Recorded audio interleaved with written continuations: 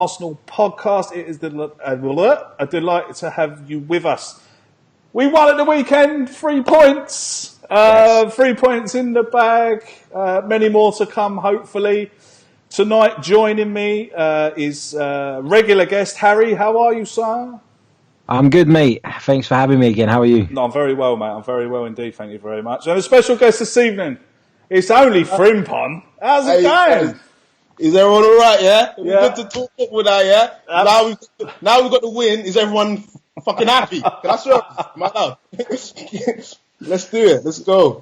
Let's do it. Indeed. Harry, 3 points, mate. As I said before, hopefully many more to come. What did you make of the game? Mixed feelings, mixed bag. I know we won, and of course that's always great, and really that's the only thing that matters. But I did come away from the Emirates on Saturday with some concerns. I think defensively we still looked all over the place. West Ham, but for some better finishing, could have been out of sight by half time. They missed some incredible chances, and there was one where Snodgrass should have scored, and there was another one where Antonio got through. And if he'd only squared it to Arnautovic, he'd have been rolling the ball in an empty net. So, still concerns for me, but I'm happy. We got the hoodoo off our back. We got our first win of the season. We've got a very winnable run coming up now. So I'm glad we got it over and done with, and we can get on and push on and hopefully get some points on the board. Absolutely. Frimmers, Frimpon. Yeah. What can I call you? I've been called all of them, so you can pick one. Everything what you just said, I've been called, so you can pick one. Which one's your favourite? Well, I think Frimmers is my favourite. I like that. Frimmers. What did you make of the game, mate? I thought it was good. It was good to see. It was good to see us win. Really, I mean, we started off with 2 losses. Everyone.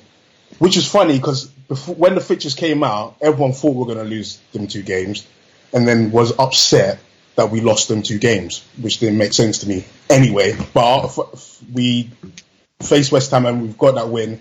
And yeah, it was good to see just us score some good goals and get a win as well. Absolutely. Yeah. Big monkey off the back. To get that first victory. And good evening to you all watching us on Periscope and YouTube. I can see your messages flying in there on the chat box. Good evening to you all, and thanks for coming to watch. Harry, let's start with Bellerin, shall we? Again, has come in for massive criticism. I don't quite understand some of it. I thought he was fantastic going forward against West Ham. Yes, pretty poor defensively, but a lot of people are going to town on him. I think unjust. What do you reckon? Completely agree with you. I think it's been blown way out of proportion, I should say. Hector Bellerin has quite clearly been asked by Unai Emery to get forward and provide us with some width. Because if you look at our front line, we just don't have it. So it's quite obvious that he's been asked to do that. It's even more obvious when you look at what Mkhitaryan does when he keeps tucking inside and always he's looking to his right. He's always aware of that run. So it's obviously something that they've spoken about in training. What that does do, though, is it leaves holes at the back. Now, I personally think that Emery is going to try and plug those holes using other personnel, maybe that being Xhaka, Guendouzi, Torreira, depending on who he settles within his midfield. But those holes need to be plugged. Of course, but to pick on Bellerin, I think, is a bit ridiculous, given that he got basically 2 assists on Saturday, and he was our only creative force, and that's the thing. We've looked dangerous from wide areas so far this season, I would say. So to pick on him is not fair. I think people are comparing him to Monreal and saying Monreal is a little bit more balanced in what he does. But I think that's down to the manager. I think Monreal's been told to be a little bit more conservative so that Bellerin can do that. We know he's got frightening pace. We know if there's space in front of him, he's going to run into it. And I just think, we've got problems defensively as a team, as a unit at the moment. It's not just Hector Bellerin. So to get on his back and pick on him is stupid. People are talking about giving the manager time and being patient. We need to be patient with Hector Bellerin too, because I know he's been at the club for a few years now, but he's playing the Emery way now, and that's completely different. It's a massive change, and it's going to take a while for everybody to adapt. So to pick on him is a bit silly, in my opinion.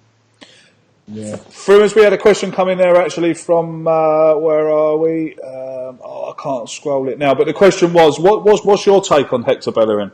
You know, is it right You know that what? people are on his back, or I feel like because last season he didn't have a great season last season, so I feel like people are still trying to piggyback off his last season. Because don't forget we faced Chelsea and Man City. They were 2 first games. It was never going to be easy for him. Like those are 2 hard games.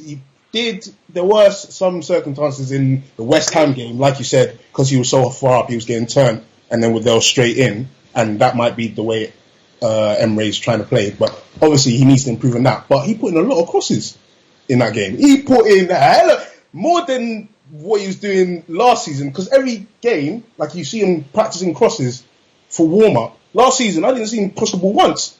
I'm like, why are you practicing crosses for? But this season he put in like 6, 7 crosses in. They didn't always get to the striker, but like that's what everyone's been screaming on him to improve, and he's kind of got that. He got that done in the West Ham game. Hopefully he can do it more over the course of the season. But yeah, I just feel like people are piggybacking off his poor season last season and just trying to pick someone to pick on, really. yeah, I kind of agree with that. I think, look, I mean, I again, you know, people that follow me on Twitter know I like to knee jerk when I'm watching football, and it's not until I watched the game the second time with no distraction. I thought he played really well. Yeah, there was a few times there where he was getting caught out and people were getting inside him, or he didn't know where he was positionally.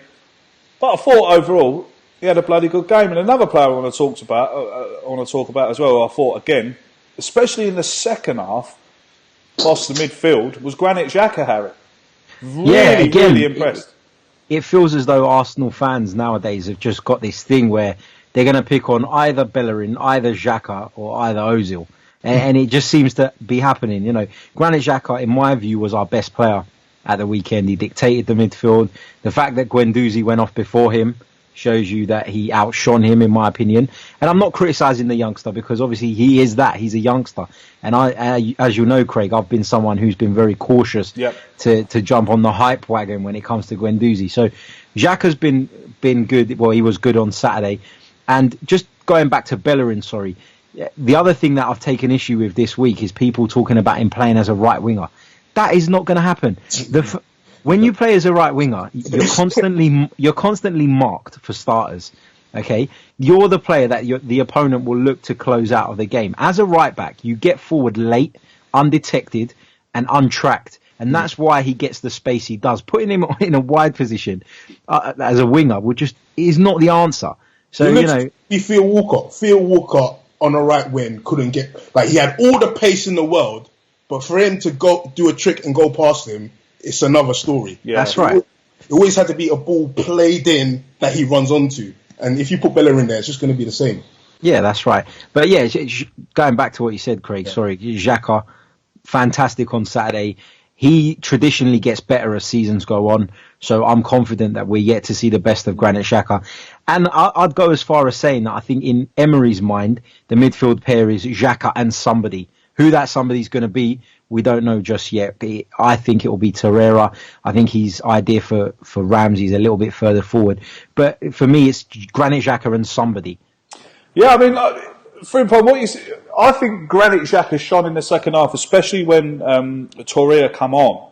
Do you think that's because Xhaka was actually thinking to himself, right, I've got this fella behind me now, covering me, I can push on a bit?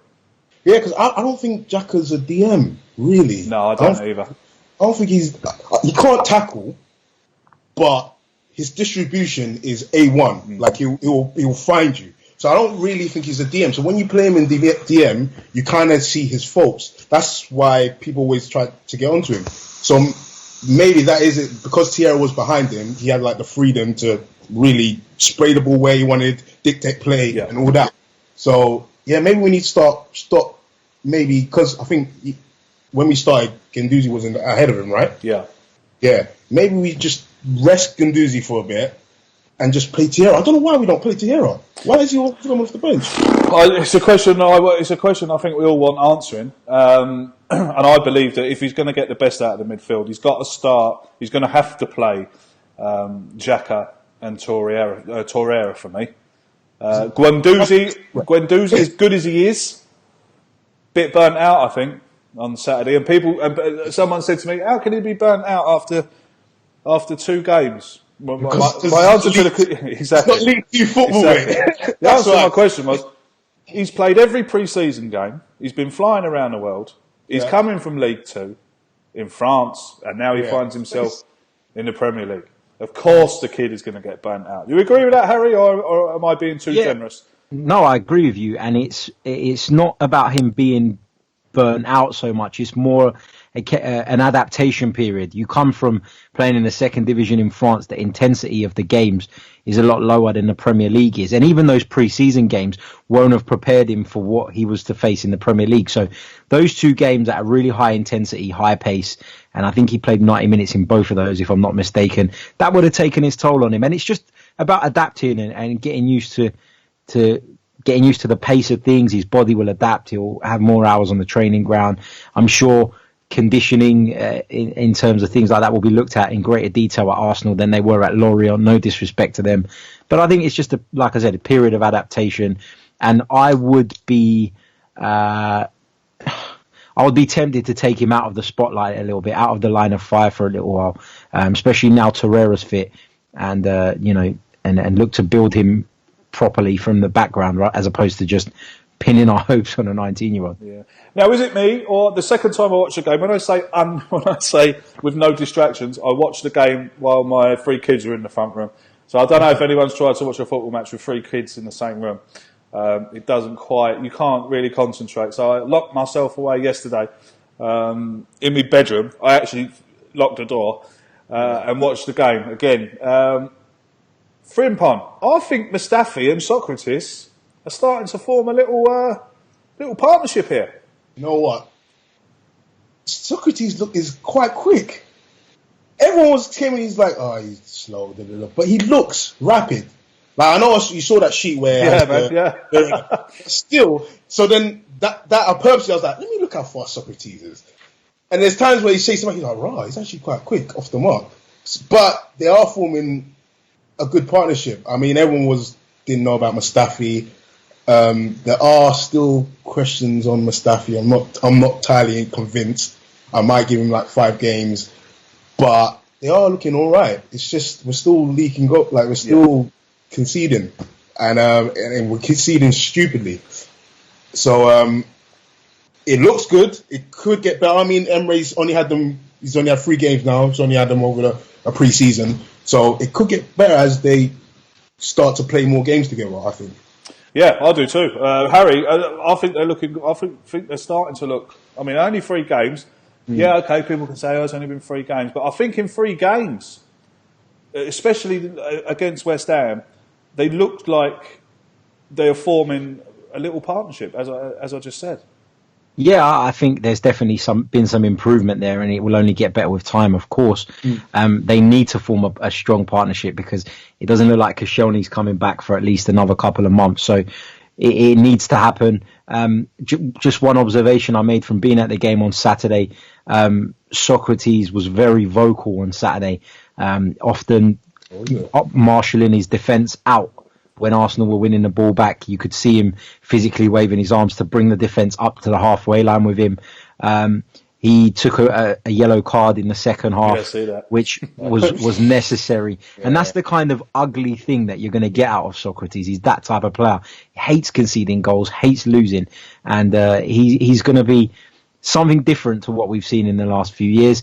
The fact that Mustafi's a better ball player next to him will certainly help him because, as I've said in the past, he's not a ball player.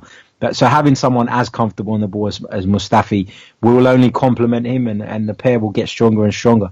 Absolutely. Let's move up the pitch then. Let's talk about quite disappointed with Aubameyang I was. Yeah. Against on Saturday, watching him in pre-season, I thought, God, this geezer's going to be lit for at the start of the season. I've been disappointed with him for the first 3 games. Yeah. But as soon as Lacazette comes on the pitch, he seems to Frimpon. As soon as Lacazette comes on the pitch, he's bro.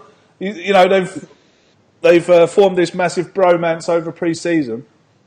he looks a better player. Now, is that because when Lacazette comes on, he's got great hold-up ability, and he's bringing he's bringing Aubameyang into the game with his hold-up play?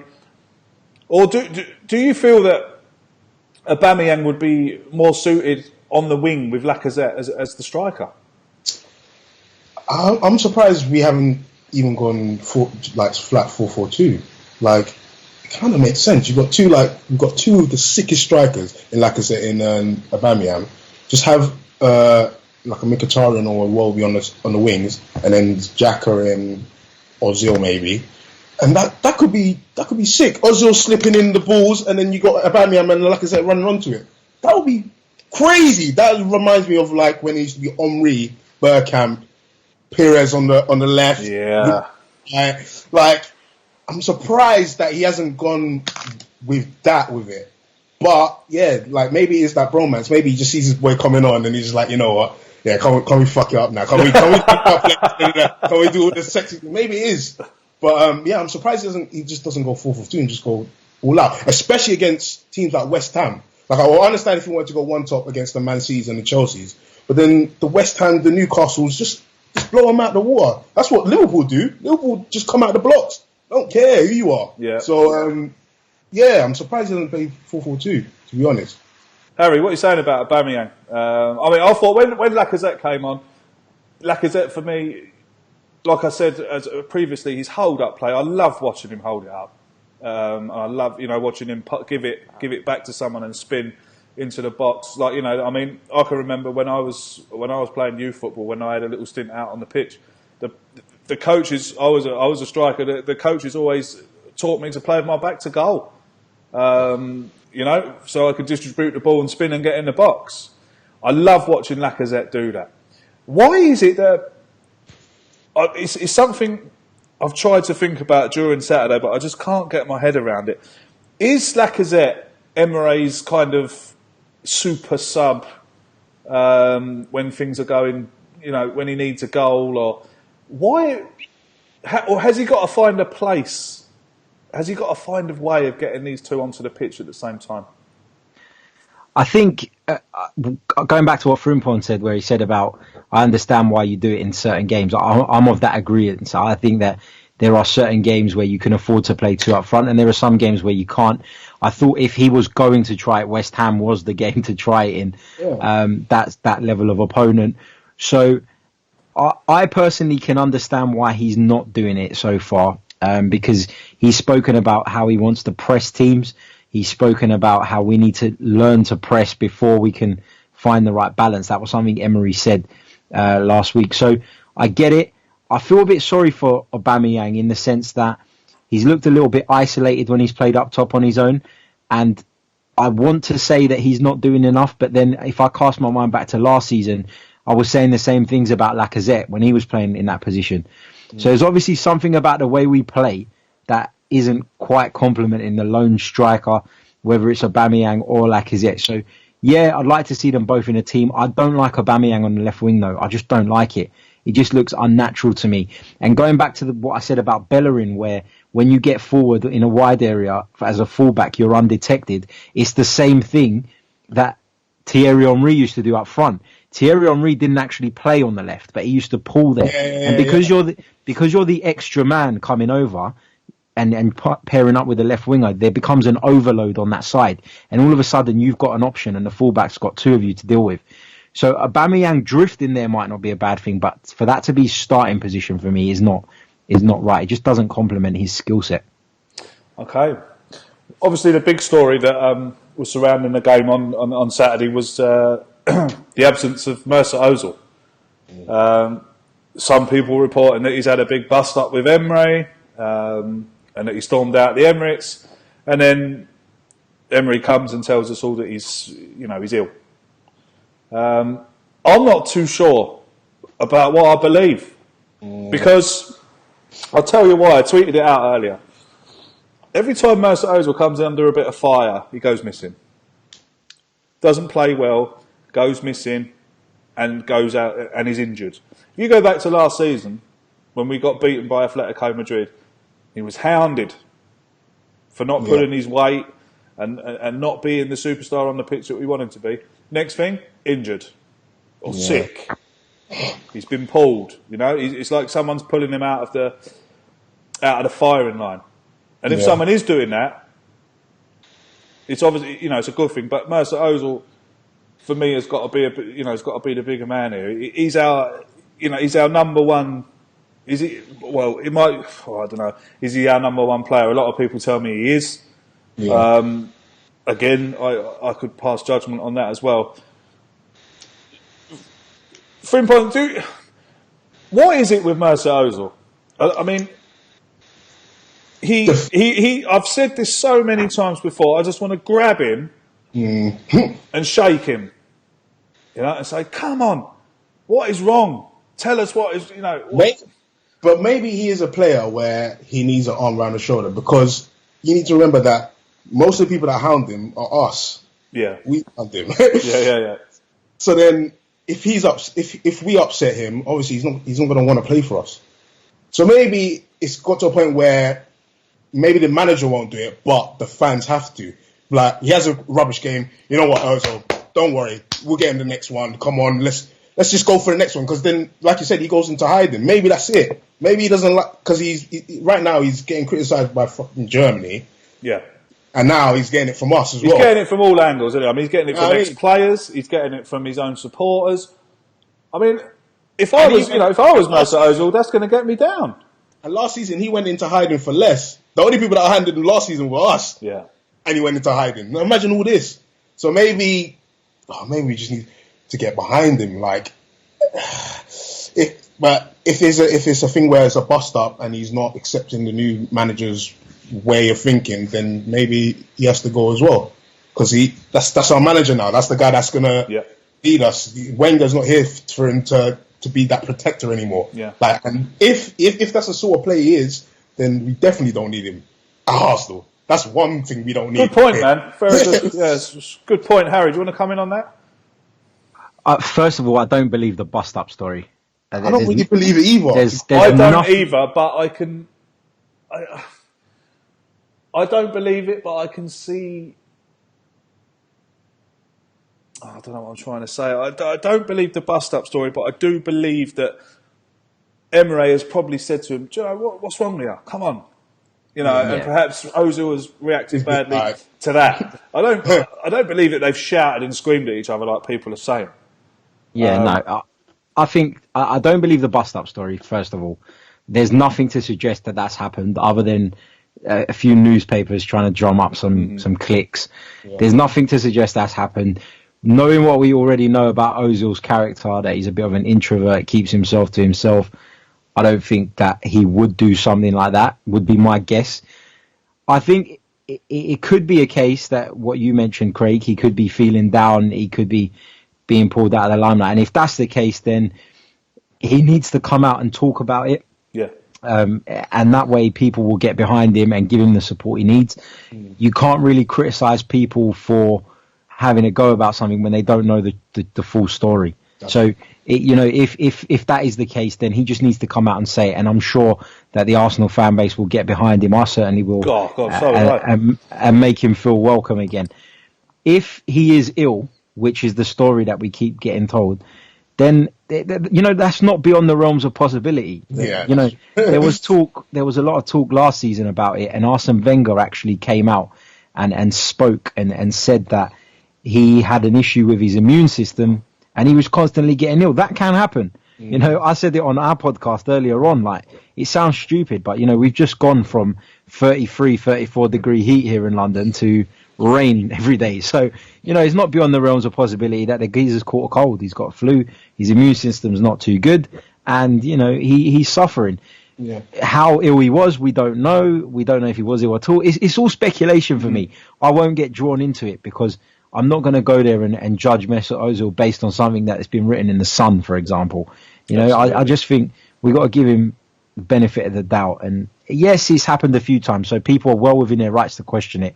I'm not saying that at all, but I don't want to get drawn into a story that I don't know is true. Yeah, true. I mean, you're dead right. It's easy for us to sit here and make accusations about what's happening, but I think I mean, Frimpon, and you are right in what you're saying. We do need to get behind him if he is having problems, because as you know, a lot of people who watch this and a lot of people who follow me on Twitter, people know what I suffer from anxiety really bad. And it's just, I sat down last night and I thought to myself, I wonder, has he got a touch of anxiety? Because he's in front of he's in front of big crowds. He's got his country on his back. He's got ex-international teammates having a go at him. He's got Arsenal fans on his back. Goodness, I mean, if anyone has a go at me or anyone criticises me, the first thing my brain tells me to do is run away. Yeah. So I wonder, I mean, look, I'm not suggesting for 1 minute that Mesut Ozil's got anxiety, right? But I'm just saying it's just a very similar pattern to what I've seen happen to him. Every time he seems to get a bad press, he's injured or he's ill. So I don't know if I. Like Craig said as well, like we're not going to be able to know if we're never going to know. Never. Just come out and say what's going on. Exactly, yeah, man. I would much rather him come out and say, look, just give us a tweet or something. Yeah, I'm not feeling great. I've had a bad. This is happening and blah blah blah. Exactly. I've had a bad summer. I'm feeling down. This, that, and the other. If he did, God, like Harry said, the whole fan base, I'm sure, would erupt in support of him. I got behind him, and I'm not even in the flipping German thing. I'm not German. I'm not Turkish. I don't give a fuck. He's Turkish and Arsenal now. He's our boy now. Yeah, I don't care what the German guys are saying. You know what I mean? So I'll definitely get behind him if he came out and said something. But I think he's all right. I'm probably sure he is. He probably is ill. He probably has got the flu or. He might have had a dodgy curry tonight. Might as well. Who knows? Who knows? I mean, there's plenty of dodgy curry houses around North London, so I'm pretty sure that is possible. Evening to you all watching us on Periscope and YouTube. Joining me this evening is Harry and Frimpon. If you've just joined us, we are going to hit Twitter and we're going to hit some questions. I'm so unorganised. I always do this, and I have to talk a load of rubbish while I'm doing it. I should really get organised and get the questions ready, shouldn't I? Now I'm frantically searching the hashtag. Here it is. Here we go. Let's go down to the bottom. Okay. The Arsenal football at Guna Russ. Good evening, sir. Thank you for watching. Thanks for your question. Do you think with two defensive mids we can play a more counter-attacking game? We seem so open still when playing out from the back. Would it be wise to adopt this method more often than not until we can get new personnel in to play that way again? Harry?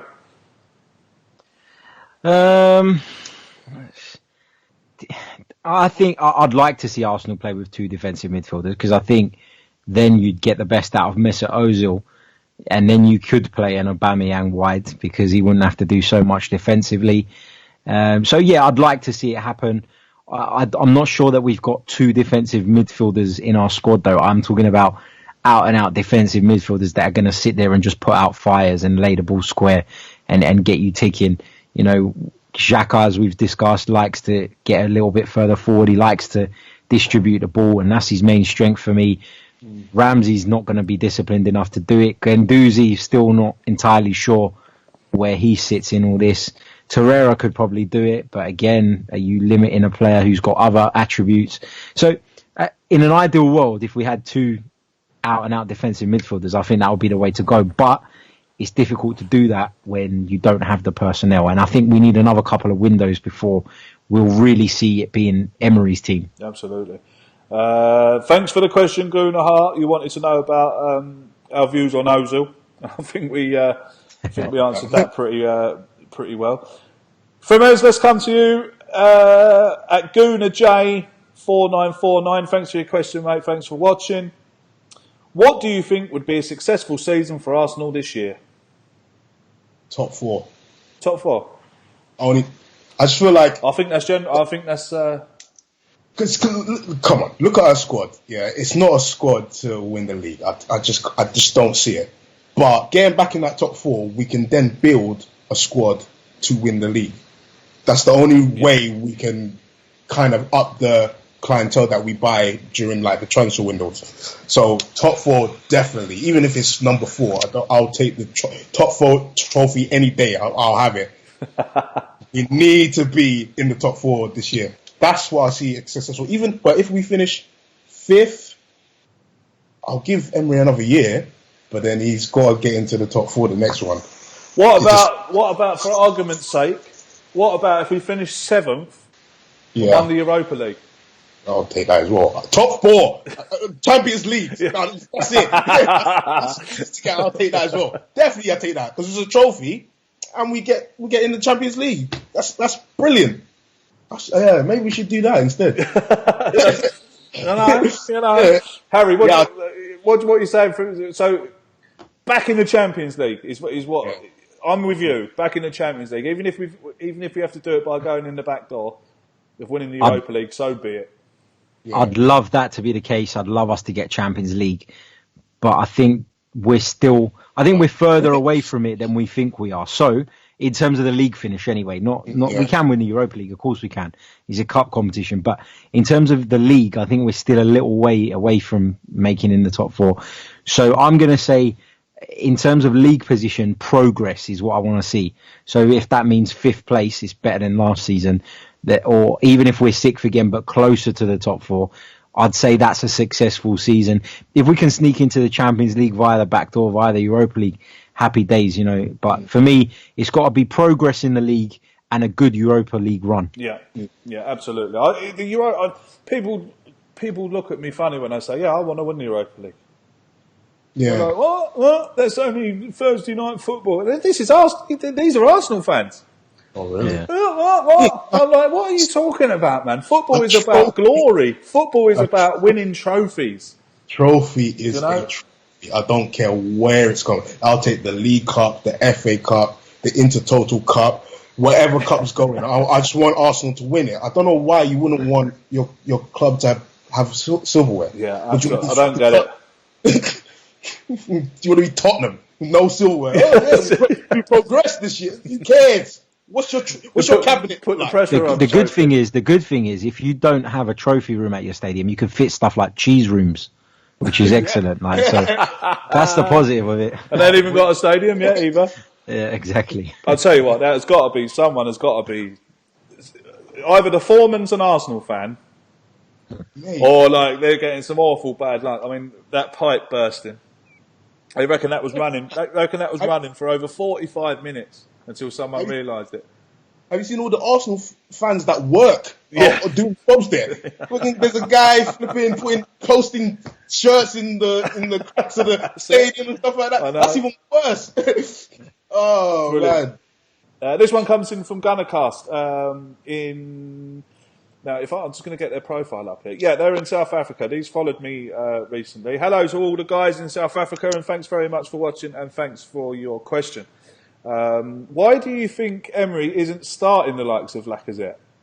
His energy and attacking threat gives us a lot. Aubameyang also, when he comes on, Aubameyang also comes alive when he's on the pitch. What is Emery seeing that we aren't? Is he used to a super sub or what? Now, I know we touched on that, but he makes a very good point of what is Emery seeing that we aren't. Maybe Arsene Wenger saw the same thing, because Arsene Wenger was doing the same thing with Lacazette. So, I don't know. I don't even know what it is, though. Maybe he can't last 90 minutes. Maybe he can't. That's why he doesn't start him. Maybe that's the problem. Because Wenger always took him off at 70th minute, and then he got to a point where he kept leaving him on the bench when Aubameyang got here. So what is it? What could it be? It is, because you make a great point there as well. I mean, he was here before Aubameyang. Yeah. Aubameyang turns up, all of a sudden he gets Aubameyang's in his spot, Lacazette finds himself on the bench, and a new manager comes in and is still persevering. Yeah. Whether to play him or whether to start him or not. Harry, I know we've touched on it, but can you see why Emery perhaps isn't starting Lacazette? I just think that it's a toss-up between the two because Emery's system that he wants to be playing at the moment just doesn't fit two centre-forwards in it.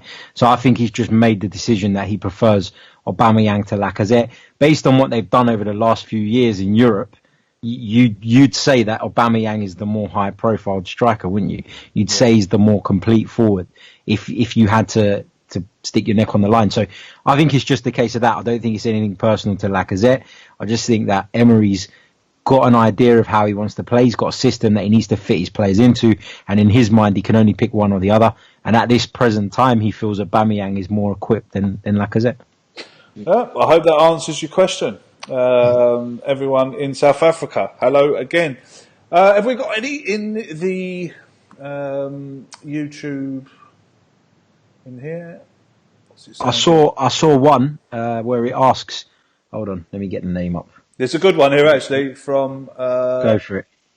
I hope I'm saying this right now. I'm not even going to try and pronounce it, but it's Mehuj. And he says, not hearing Frimpon shouting is very rare. It's my inside voice.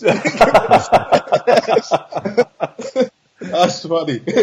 Yeah, man. I do shout a lot. I'm just trying to be chilled tonight. Like I said, before I got here, I was drinking, so I'm a bit mellow right now.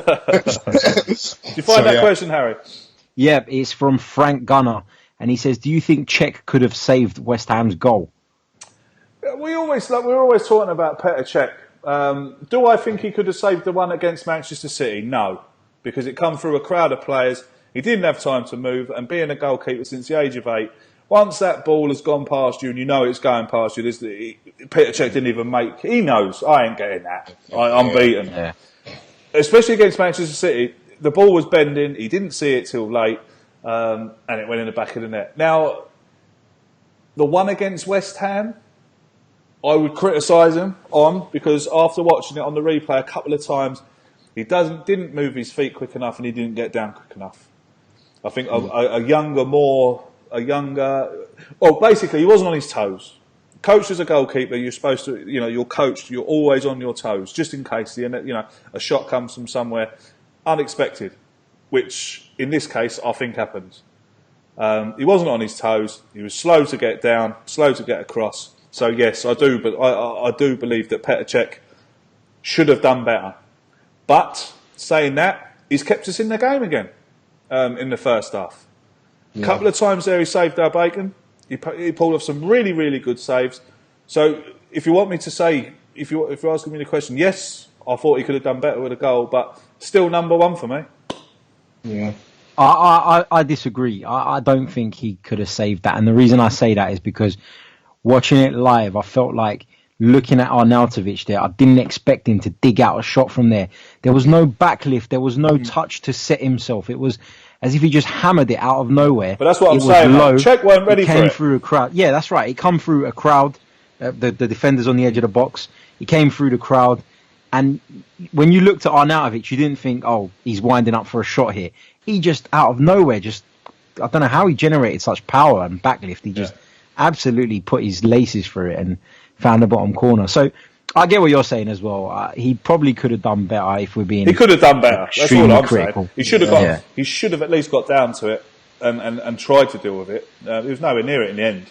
Yeah. But being a goalkeeper, you're asking a goalkeeper, you're asking someone who's been coached as a goalkeeper for a long time. He was flat-footed. He got caught flat-footed. Yeah. Getting down low has always been his problem, to be honest. So I'm not surprised. But I've rated him the past 3 games, even as a goalkeeper. Like beginning of the season, I was like, Cech's done. Cech, like hand your helmet in, do all that rubbish. Yeah. But it's just stupid. But yeah, I thought Leno was going to take the number 1 shot, but I wouldn't put Leno in right now. I would stick with Cech. There's no reason to, I don't think. I don't. A lot of people are saying, I want to see Leno, Cech's distribution is rubbish. What about Leno? How does everyone know that Leno is that was my point last week. How does everyone know that he's got the vision of David Beckham? That's it. I've seen some Leno mistakes. I've seen the YouTube clips. Like he's not 100% good. Like he's still a bit. You don't know about him. with Czech, you know what you're getting. Absolutely. So you might as well just stick with him. I mean, if you put Leno in goal at the weekend and he makes a mistake, lets the ball through his legs or something stupid, can you imagine? We will cane him. Exactly. We would I would cane him. Right, lads. I'll tell you what, that was probably the fastest hour ever. Yeah. Oh, wow. It's 8 o'clock. We've come to the end, or 44, the fastest, 50 minutes, 45 minutes? Yeah, about 50 minutes. About 50 All minutes. We've come to the end. So thank you very much for watching. Thanks, everyone, for sending in your questions. Thanks for the constant support, for coming back again. My thank you to Harry. Harry, now, what I forgot to do last week, actually, was mention that, Harry, you have your own podcast, mate. So please go ahead and tell everyone where they can find it. Thank you, Craig. It's called The Chronicles of a Gooner. So you can find it on iTunes, SoundCloud, Acast, and FNX. And yeah, that's me, man. That's me. So yeah, just check it out. You can follow us on Twitter at Chronicles_AFC. We've not been going for a year yet, so it's just plugging away, trying to get some awareness out there. So thanks for allowing me to plug it. No, Craig. not at all, mate. Don't need to thank me at all. And I'm not too sure if I need to tell everyone where you are, Frims. This boy, I mean, I had to get him on the podcast. I've been watching these videos for the last, definitely for the start of the season anyway, and through pre-season. I think they're absolutely brilliant, mate. Keep on doing them. I think I once said that I was trying to get a petition for you to be in the dressing room before every game. Mate, I'd love to be in the dressing room again. I think you'd scare a lot. I think you'd scare some of them and all, to be honest. It's been a pleasure to have you on here, mate. Thanks very much for coming. And where can people find you on social media? So my Twitter is Frimpon Online, Fripon. No, Emmanuel Frimpong is not my brother, cousin, dad, uncle. He's none of those things. We just have the same name. On Insta, it's Frimpong, again without the G. And on Snapchat, it's Frimpong, again without the G. I think that's it. That's it. So if you want to find him on Insta, Snapchat, and Twitter, go and find him. Absolutely brilliant account. I love them. I love the videos, every single one of them. They make me laugh, and I think they're superb, mate. The last thank you is to everyone who has been watching. Thank you very much indeed. Make sure to share it around. If you're watching it on Facebook, retweet it. If you're watching on Twitter, and like it and share it and all that malarkey on YouTube. Notification gang, like the video, smash the like button. All that. Yeah, rap, all that. Thanks very much. The judge will be back next week. Of course, he has been sunning himself on a cruise ship in America. He is actually back in the UK, but he's too tired to come on this evening. But no, in all fairness to him, he's probably a bit jet lagged because he came back from New York last night. So yeah, that's where he's been. Harry, has come to my rescue and stood in for him, but that doesn't mean that's the end of Harry. Harry will feature on this channel a lot over the season, and of course we're going to get Frimpon back again during the season. So thanks very much, everyone, and until we see you next week, up the Arsenal. Take care, guys.